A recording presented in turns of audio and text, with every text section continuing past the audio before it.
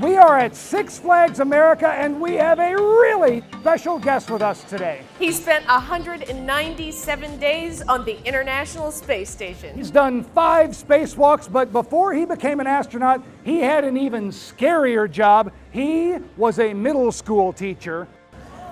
Whoa. Please welcome NASA astronaut Ricky Arnold. There we go.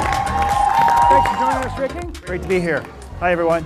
Awesome. Well, Ricky, you want to tell these guys a little bit about your latest mission to the International Space Station? Sure, I've got a few minutes. Actually, I grew up not too far from here. Graduated from Bowie High School right down the road.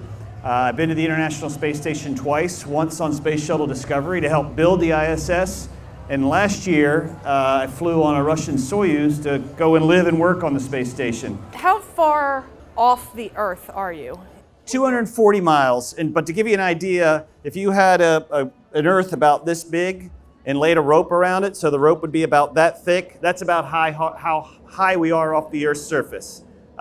We're not really far. It only takes us 8.5 minutes to get to orbit. To get to the moon, it took the Apollo astronauts about 4 days. Still, we get amazing views of the Earth, and we've seen some things like this, which I think I know what this is. Before we get to this, at lunch you were telling us a great story about looking down on meteorites.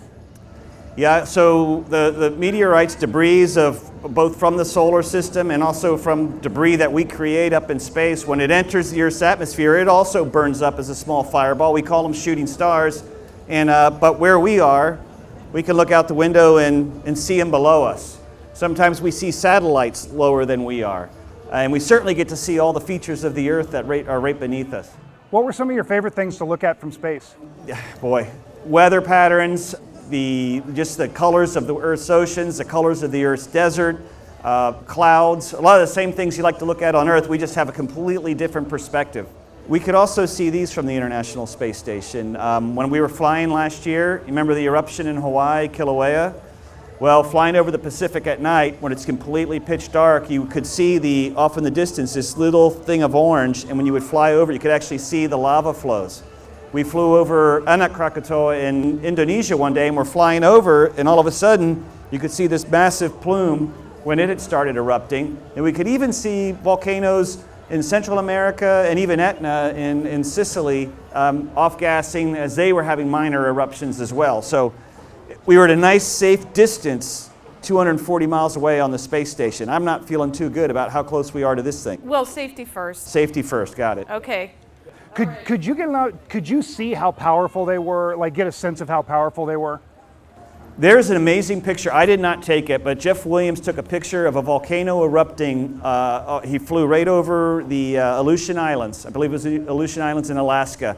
And you could actually see the shock wave in the atmosphere as the atmosphere was getting distorted from the explosion from the volcano.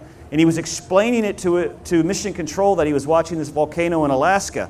So one of the Capcoms, who is an astronaut who talks to people on the space station, called up to the Alaskan Geologic Survey and said, hey, we're witnessing a volcano erupt in Alaska, and we don't know which one it is. Can you help us out? And they thought they had a crank call.